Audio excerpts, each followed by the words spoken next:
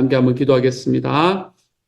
사랑하는 하나님께서 우리들에게 하나님의 길을 밝히 보여주시니 감사합니다. 보여주신 길로 걸어가다가 우리의 삶에 실수할 때도 있지만 하나님이여, 실수할 그때가 하나님께서 우리에게 다시금 세컨 찬스를 허락해 주시는 길임을 믿고 또한 감사합니다. 사랑하는 주님, 우리 주님께서 우리와 함께 계셔서 우리의 갈 길을 밝히 보이시는 내 하나님을 하나님이여 마음으로 알고 삶으로 경험하며 걸어가는 하나님의 사람이 될 수 있도록 주여 도와주옵소서. 주님, 말씀은 내 발의 등이고 내 길에 빛이 된다는 것을 주님 앞에서 깊이 체험하고 걷는 하나님의 사람 되도록 주여 도와주옵소서. 모든 말씀 예수님 이름으로 기도드립니다. 아멘. 하나님이 우리에게 주시는 말씀 열왕기하 23장 21절부터 30절까지의 말씀입니다. 열왕기하 23장 21절부터 30절까지의 말씀. 같은 목소리로 함께 읽습니다. 시작. 왕이 뭇 백성에게 명령하여 이르되 이 언약책에 기록된 대로 너희의 하나님 여호와를 위하여 유월절을 지키라 하매 사사가 이스라엘을 다스리던 때부터 이스라엘 여러 왕의 시대와 유다 여러 왕의 시대에 이렇게 유월절을 지킨 일이 없었더니 요시야 왕 18째 해에 예루살렘에서 여호와 앞에 이 유월절을 지켰더라. 요시야가 또 유다 땅과 예루살렘에 보이는 신접한 저와 점쟁이와 드라빔과 우상과 모든 가증한 것을 다 제거하였으니 이는 대제사장 hil기야가 여호와의 성전에서 발견한 책에 기록된 율법의 말씀을 이루려 함이라. 요시야와 같이 마음을 다하며 뜻을 다하며 힘을 다하여 모세의 모든 율법을 따라 여호와께로 돌이킨 왕은 요시야 전에도 없었고 후에도 그와 같은 자가 없었더라. 그러나 여호와께서 유다를 향하여 내리신 그 크게 타오르는 진노를 돌이키지 아니하셨으니 이는 므낫세가 여호와를 경노하게 한 그 모든 경노 때문이라. 여호와께서 이르시되 내가 이스라엘을 물리친 것 같이 유다도 내 앞에서 물리치며 내가 택한 이 성 예루살렘과 내 이름을 거기에 두리라 한 이 성전을 버리리라 하셨더라.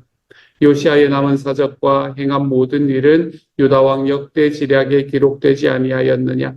요시야 당시에 애굽의 왕 바로 느고가 아수르 왕을 치고자 하여 유브라데 강으로 올라가므로 요시야 왕이 맞서 나갔더니 애굽 왕이 요시야를 무깃도에서 만났을 때에 죽인지라. 신복들이 그의 시체를 병거에 싣고 무깃도에서 예루살렘으로 올라와 그의 무덤에 장사하니 백성들이 요시야의 아들 여호아스를 데려다가 그에게 기름을 붓고 그의 아버지를 대신하여 왕으로 삼았더라. 아멘. 이제 나라 전체에서 대대적인 종교개혁을 다 일으키고 난 다음에 이제 왕이 유월절을 지키고 있는 모습을 볼 수 있게 됩니다. 유월절을 지켰던 게 얼마나 컸느냐라는 건 오늘 말씀이 이야기해주는 이 분위기로 보아서 우리가 잘 알 수 있을 것 같아요. 22절 같은데 사사가 이스라엘을 다스리던 시대부터 이스라엘 여러 왕의 시대와 유다 여러 왕의 시대에 이렇게 유월절을 지킨 일이 없었다라고 이야기하는 이런 말씀. 이런 말씀들을 바라보면 유월절이 얼마나 크게 지켰는가라는 걸 알 수 있게 되는 것 같습니다. 아마 말씀대로 유월절을 한번 지켜봤던 것 같아요. 그 이전에는 유월절을 말씀이 이렇게 지키라 저렇게 지키라라는 이야기가 너무나 자세하게 나오지 않습니까? 그렇죠? 너무나 자세하게 나오고 그렇게 자세하게 나오는 것의 가장 핵심이 또 신명기이기도 합니다. 이 신명기이기도 한데 이런 말씀들이 이제 주어지는데 그 말씀대로 유월절을 한번 지켜본 것 같아요. 그래서 하나님 앞에서 정말 가장 아름다운 유월절을 지켜냈다라고 이야기를 하고 있는 것 같습니다. 이 말씀을 바라보면 요즘 우리는 유월절을 지키지는 않으니까요. 요즘 우리는 이제 유대인들은 아직도 지키고 있지만 우리는 유월절을 지키지는 않으니까요. 그럼 이 유월절을 지켰다는 말은 우리에게는 어떻게 다가올까라고 한번 생각을 해보았습니다. 그때 당시는 유월절을 이처럼 힘써서 지켰다. 그럼 우리는 정말로 원래 말씀에 이야기하고 있는 대로 지켜나가 볼 것이 무엇인가라는 생각을 해보다가 말씀에 이야기하고 있는 말씀대로의 교회를 세우는 게 얼마나 소중한가. 라는 것을 다시 한번 깨닫게 되는 시간이 이 말씀을 읽으면서 제 마음에 들어왔던 시간이었습니다.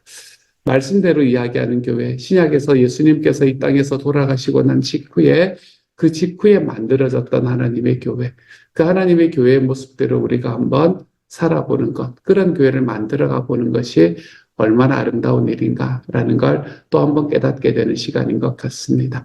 그때 당시 지금까지 이스라엘 백성들이 또 유다의 백성들이 살아오면서 유월절을 얼마나 많이 지켰겠습니까? 그렇죠? 그리고 그 유월절을 지켰던 모든 유월절을 지키는 것 중에서 얼마나 크게 지켰던 일들도 있었겠습니까? 여러분, 모세가 유월절을 처음에 제정을 했는데 여호수아가 가나안 땅으로 들어와서 가나안 땅을 점령하고 난 다음에 지켰던 첫 번째 유월절은 또 얼마나 컸을 것이며, 그리고 다윗이 지켰던 유월절은 또 얼마나 아름답고 컸을 것이며, 히스기야는 또 어땠을까요, 여러분?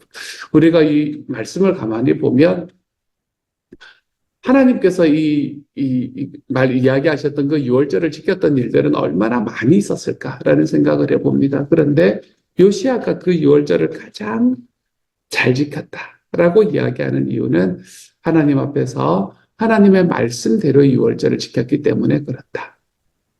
하나님께서 소원하시는 하나님의 교회, 주님의 교회를 만들어가기 위해서 이 땅에서 살아왔던 기간이 2000년입니다. 그렇죠? 이 2000년의 기간 동안에 얼마나 많은 교회의 모습들이 세워졌습니까? 얼마나 많은 교회의 모습들이 세워졌고, 그 교회의 모습들 중에서는 좀 아쉬운 부분도 있긴 했었지만 또 얼마나 아름다운 교회들도 많았는지 모릅니다. 지금도 마찬가지이고요. 얼마나 아름답게 교회를 세워가고 있는 곳들이 많이 있는지 모릅니다. 하지만 하나님 앞에서 가장 아름다운 유월절을 지킨 사람은 말씀대로 지켰던 요시야다라고 이야기하는 것이라면, 하나님이 소원하시는 가장 아름다운 교회를 세워가는 것은 말씀대로의 교회를 회복해 나가는 것이다 라는 게 너무 분명해 보입니다. 저는 저와 여러분이 그 길로 걸어가는 하나님의 사람이 되고 있는 것이 너무나 감사합니다. 하나님께서 우리에게 말씀하셨던 말씀대로의 교회를 회복해보자 라고 이야기하는 곳으로 힘써서 걸어가고 있는 모습이 너무나 보기가 좋습니다. 그 길을 향해서 걸어가고 있는 우리의 모습이 어떨 때는 자랑스럽기도 합니다. 사랑하는 여러분, 우리가 하나님께서 우리에게 말씀하신, 예수님께서 이 땅에 마지막으로 남겨놓고 가신 그 교회, 예수님의 마지막 유산이자 예수님께서 이 땅에 마지막 보루로 가신 그 교회를 말씀대로 세워가 보는데 힘써 볼 줄 아는 하나님의 사람들로 지속해서 살아가 볼 수 있기를 우리 주님의 이름으로 축복합니다. 이 길 걸어가 보는 거예요. 주님께서 우리에게 말씀하신, 교회에게 말씀하신 가장 핵심적인 가르침은, 이 명령은 너희는 가서 제자를 삼아라. 영혼 구원에서 제자 양육하라 라고 이야기하는 말씀이었다면 우리가 그 길을 향해서 힘써서 걸어가 보는 겁니다. 우리가 하나님 앞에서 말씀대로 세워진 유월절, 말씀대로 지켜진 유월절이 가장 아름다운 유월절이었다면, 하나님 앞에 말씀대로 세워지는 교회가 가장 아름다운 교회가 될 겁니다. 나의 욕심과 나의 소원들을 좀 내려두고, 저도 목사지만 저의 소원을 어떻게 하든 안 해보려고 노력을 하거든요. 그것들 좀 내려두고 하나님 앞에서 말씀대로 우리가 살아가 보는 하나님의 교회. 예수 그리스도께서 우리에게 말씀하신 영혼 구원하여 제자 양육하라는 그분의 소원을 힘써서 이루어가 보는 하나님의 교회. 우리가 그런 교회로 지속해서 걸어가 볼 수 있는 하나님의 교회가 되어서 하나님께서 정말로 야, 내가 너 쓸만하다라고 이야기 들을 만한 그런 하나님의 교회로 자라갈 수 있는 저와 여러분이 되기를 우리 주님의 이름으로 축복합니다. 재밌으면 좋겠어요, 여러분도. 25절의 말씀입니다. 25절의 말씀은 이렇게 이야기를 해요. 요시아와 같이 마음을 다하며 뜻을 다하며 힘을 다하여 모세의 모든 율법을 따라 여호와께로 돌이킨 왕은 요시아 전에도 없었고 후에도 그와 같은 자가 없었더라. 모든 율법을 따라 여호와께로 돌이킨 왕. 그렇죠?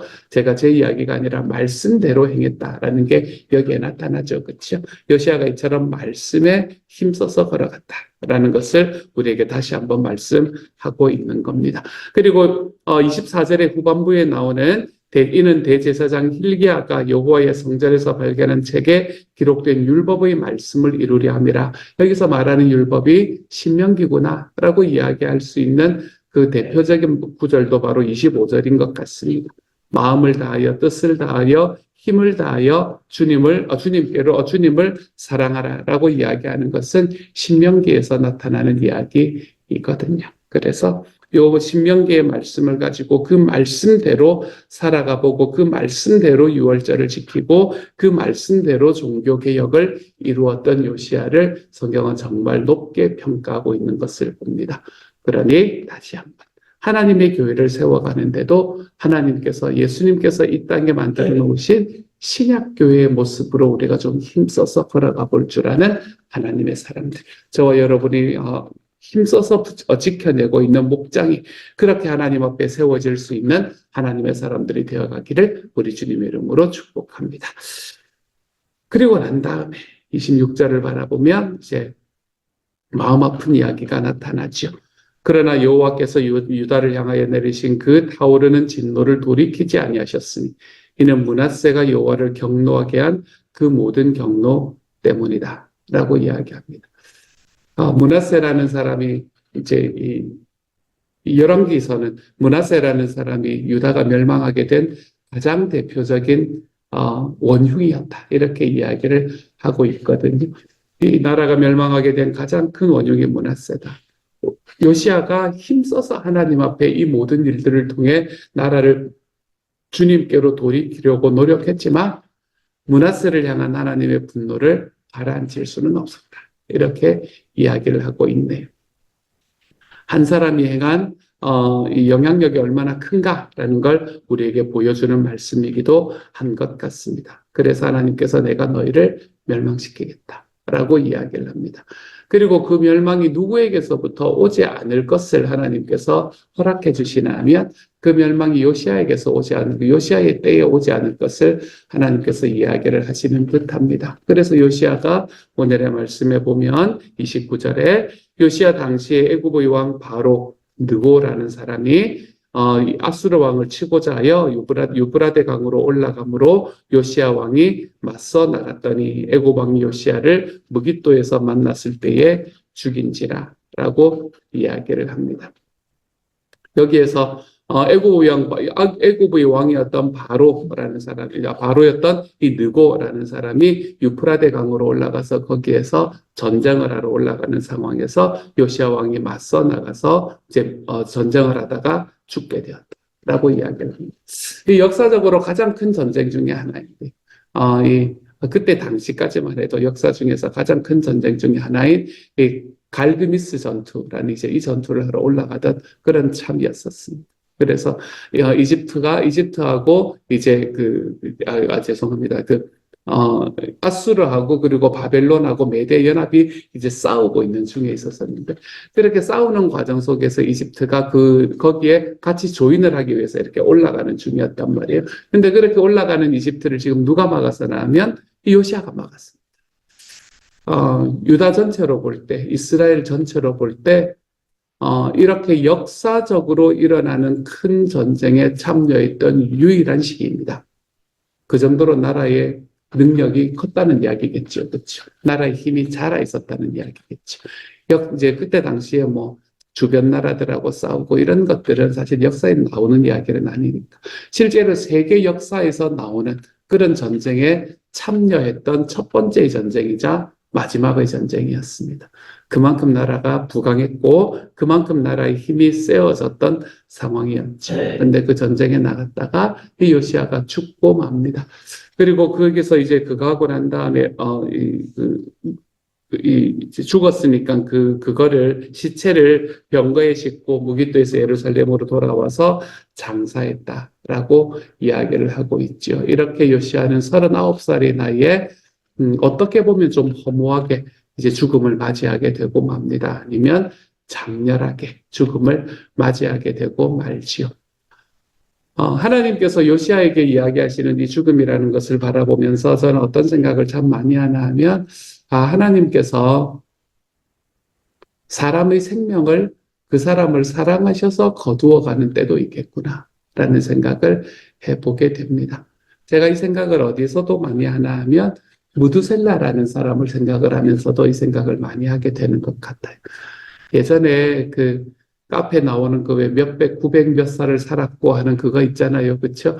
그거 다 합해가지고 누구는 언제 돌아가셨고 하는 것들을 이 정리해 보는 게 이제 제가 신학교를 다닐 때 그런 것들을 했어야 되는 거예요. 신학교를 다닐 때가 아니라 신학교 시험을 준비하면서 이제 그런 걸 했어야 되는 때가 있었었거든요. 그렇게 정리를 해보면 여러분 제가 기억에 지금 정확하지는 않습니다만 무두셀라라는 사람이 969세를 살았잖아요. 그렇죠? 969세를 산 무두셀라가 언제 돌아가시게 되나 하면요, 여러분. 홍수가 일어나기 1년 전에 돌아가시는 걸 볼 수 있게 됩니다. 홍수를 경험하지를 않아요. 저는 그걸 바라보면서 무두셀라라는 사람에게 하나님께서 주셨던 은혜가 참 크구나라는 생각을 해보게 되거든요. 그 홍수라는 것을 경험하지 않도록 만들어 주시는 거죠.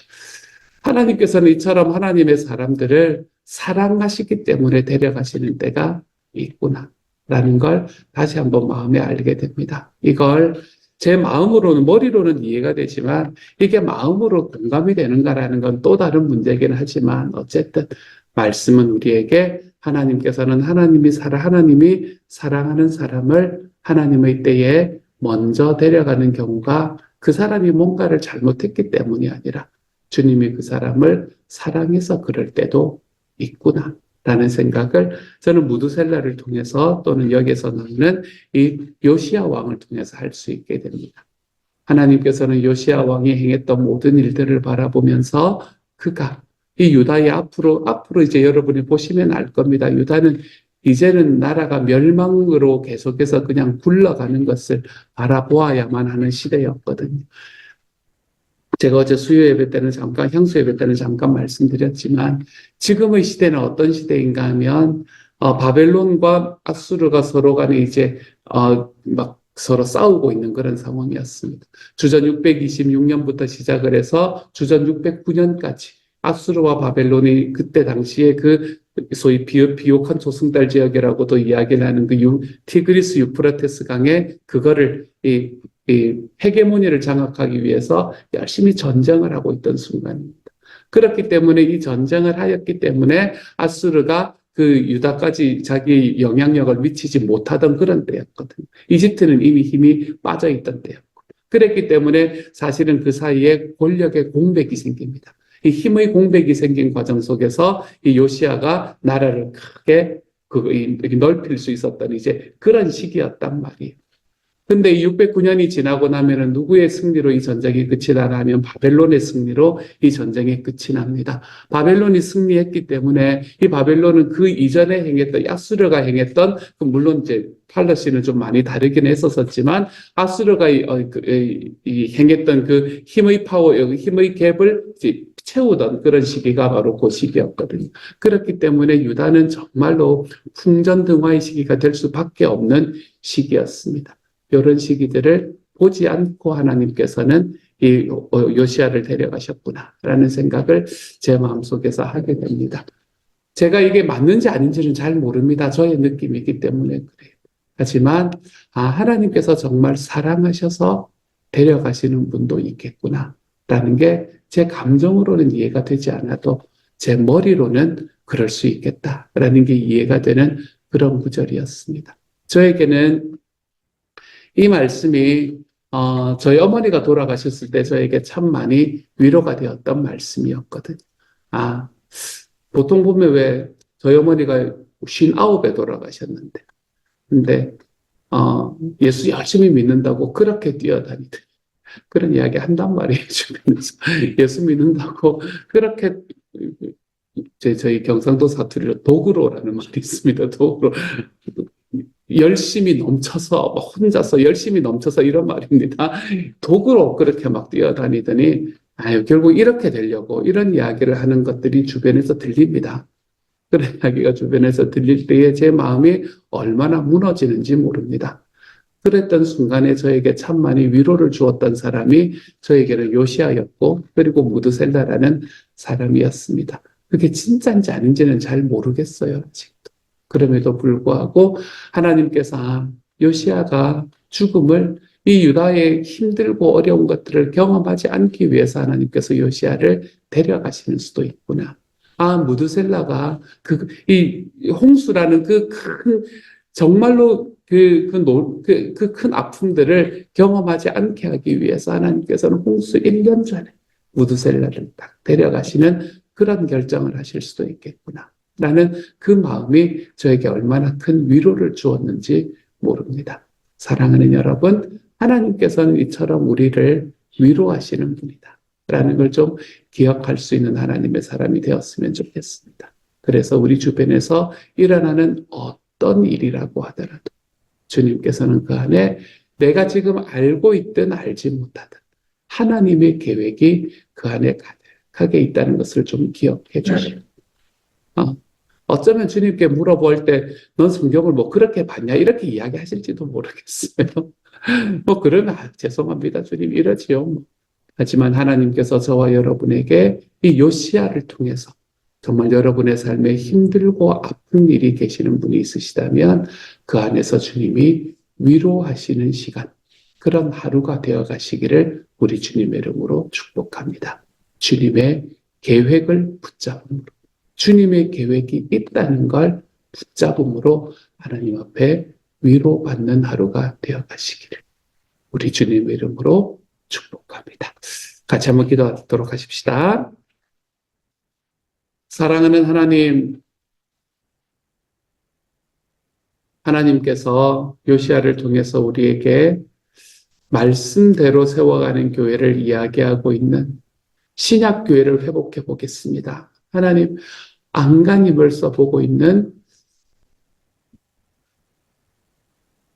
하나님, 우리 목자 목녀님들을 생각하고 하나님, 그렇게 살아가고 있는 우리 식구들을 생각을 하면서 하나님께서 주시는 복이 정말 크겠구나 라는 걸 다시 한번 기억할 수 있도록 도와주시니 감사합니다.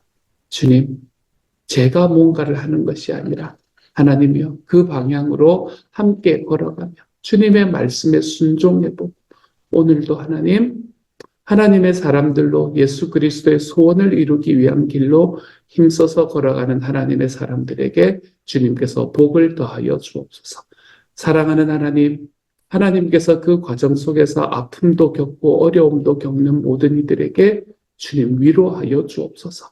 어떠한 아픔조차도 주님, 나와 내가 가장 사랑하는 사람이, 내가 가장 존경하는 사람이 죽는다라고 이야기하는 그러한 고통과 아픔조차도 하나님 안에서는 모든 일이 계획이 있다라는 걸 기억하게 하여 주셔서 주님이여 그것이 어떤 계획인지 잘 알지는 못하겠지만 사랑하는 하나님 주님께서 계획하신 길로 걸어가심을 인해 위로받을 수 있는 시간 될 수 있도록 하나님 도와주시고 하나님이 우리를 또 하나님 정말 우리와 함께 있는 그 이들을 하나님의 마음으로 품어주고 계시는 바로 그 주님의 따뜻한 사랑을 오늘 하루 깊이 경험하며 살아가는 하나님의 사람 되게 하여 주옵소서.